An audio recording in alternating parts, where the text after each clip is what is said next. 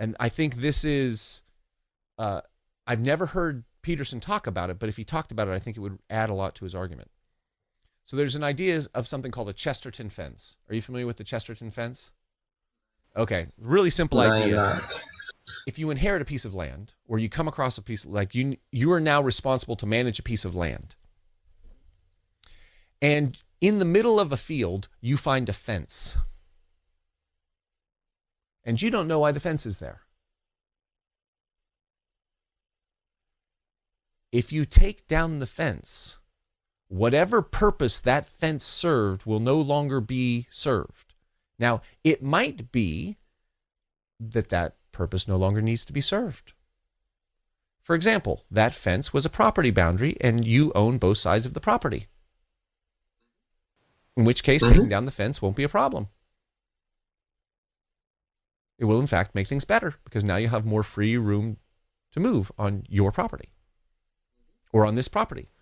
Perhaps you take down the fence and it opens up an ecology. But if you open up an ecology, it might be that fence is there to keep out predators or to keep in a certain ecological piece, that the world as we know it exists with the fence. And it's working reasonably well. When you find a fence and you don't know why it's there, you remove it at your peril. That's a Chesterton fence. It's a concept, right? Chesterton fence, right? So one way of thinking about this whole bottom-up, top-down thing, that the archetypes, male, female, parent, child, order, chaos, dominance hierarchies, right? And the fact that the higher you are in the dominance hierarchy, the better you feel, the more likely you are to mate, that populations of a species create dominance hierarchies and they choose based on the dominance hierarchy.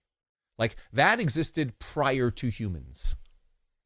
When humans came to terms with the game they were playing, with the world that they were living in, they came to terms with that because that's what was there. And therefore, the stories that we inherit,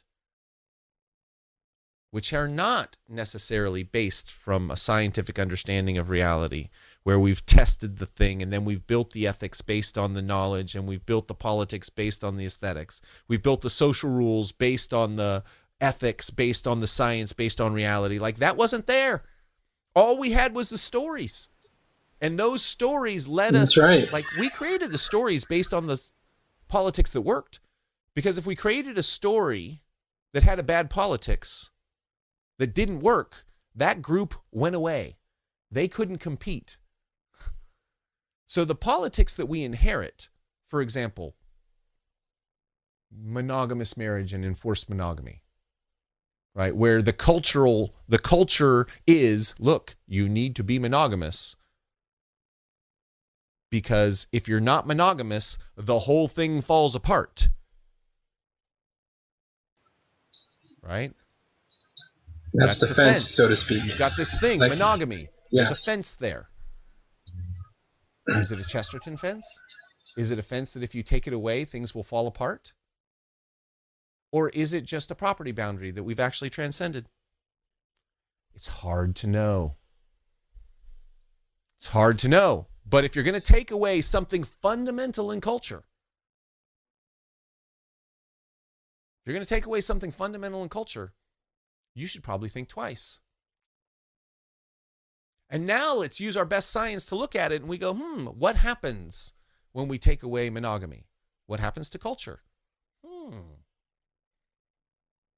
That's not as pretty as the people who say that it's just a property boundary think. Right? When you take away monogamy, you unleash a whole series of demons. Like there's a lot of predators and prey that come into contact that wouldn't come into contact otherwise. Yes, and I imagine that taking monogamy away in 1950 might be different than taking away monogamy in 2018. If there was some decree that came in and said monogamy is gone in so in some way we could say that maybe monogamy is a fence that is useful in 1950, right? But maybe in 2018 is something that can be transcended. How do we Who determine knows? that? But it's important. Yes. How do we determine that? Yes. So the Chesterton Fence, right? Chesterton, famous, right? You could say representative of conservative thought, right? Is this idea, this is why we conserve our fences. We take down our fences carefully, and then we test the results. Right? Now, if you're an ideology, you say the fences are wrong, they're historical artifacts, they're patriarchal, they need to go away. That's right. By definition. And we assume that the results are going to be good. Therefore, we don't need to actually test the results. We don't need to look like what happens after we put this law in place. We decide that this law is the right law, so we put it in place, right? We decided, for all the best reasons in the world, that alcohol was a massively destructive force in human civilization. So we decided to make it illegal. Right? We had a utopia. We created a politics associated with it so that we could shape the morals of the people. And we told the story that it was all going to be good and that reality was going to be better. Right? It didn't work out so well. Right? We found out, whenever you create a law stopping people from doing things that they want to do, whenever you create a black market, right, from a pure economics perspective, because this is the underlying reality, like just because you change the laws, just because you change the story, that doesn't mean the underlying reality changes. You can tell a story in which there's no dominance hierarchies.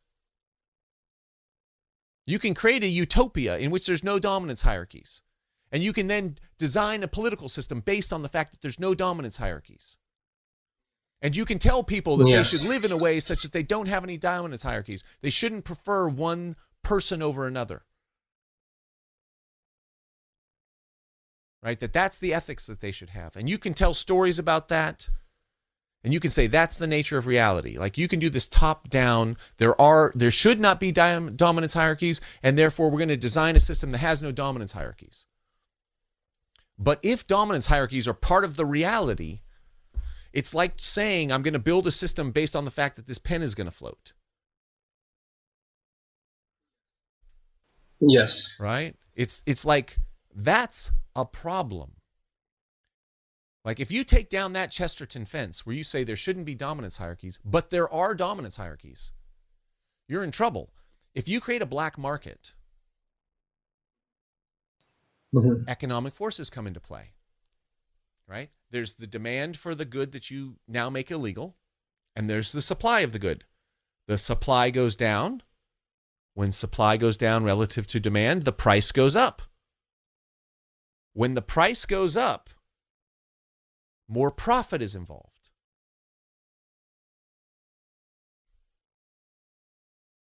Which means that criminals, the people who break the law, can make lots of money. Once they have lots of money, they get to buy things. They become powerful in the dominance hierarchy. Right? Yes. What happens when they become powerful in the dominance hierarchy? People turn towards them and start treating them like they're cool, like they're great. They want to be like them. They want that. They want that power, right? To the degree that more men are criminals than women, 8 or 9 to 1. Right? Again, reality. Power. Right. Patriarchy, yes. Right. That males are criminal more than females. To the degree that men, right, bootleg against prohibition, which it was mostly men, right? Some women did it and they became powerful, right? But mostly men. Mostly men, yeah. The men attract women. And so women flock to the powerful men. And the other men look at the women flocking to that man and they say, I want to be like him. And then the criminal becomes cool. The criminal becomes cool. That's not good. It's not good when criminality and violence becomes cool, because when you're in a black market, you can't call on the police. So in that environment, the more force you use, the better. And so criminality, black markets, create powerful criminals. Powerful criminals compete, and they compete through force. So now you make violence cool, because the most violent people are the ones who get on top. And so now criminals who are violent are cool. Not good. Not good for our culture. Right? Mm-hmm. Al Capone was a hero. Right? The bank robbers were heroes. Mm-hmm. Not good.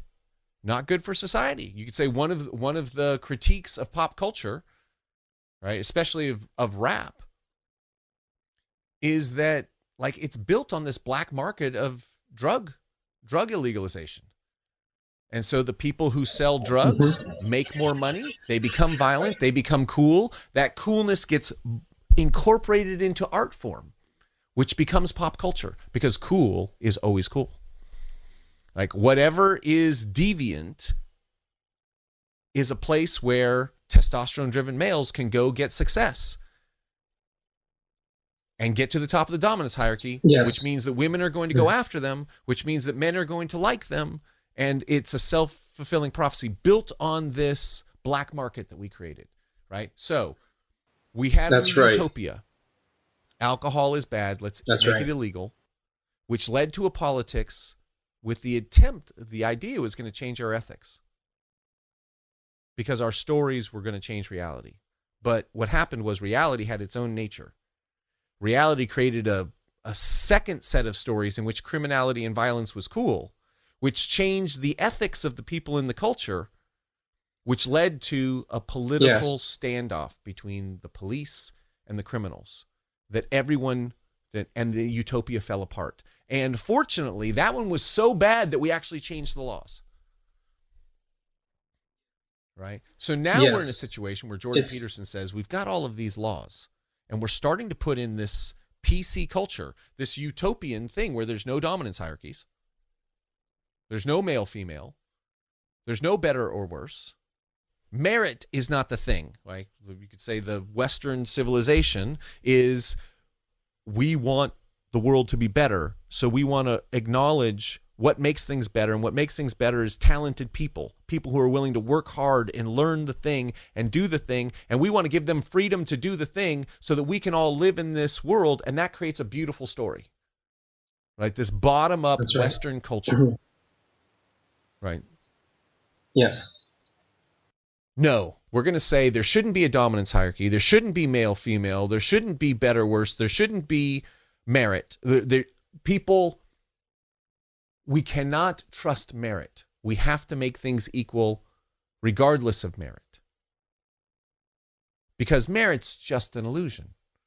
Merit is just like people playing the patriarchal game, right?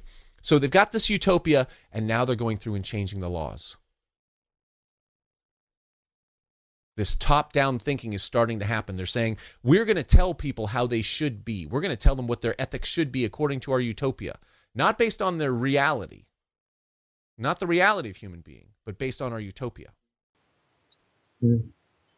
And Peterson is saying, no.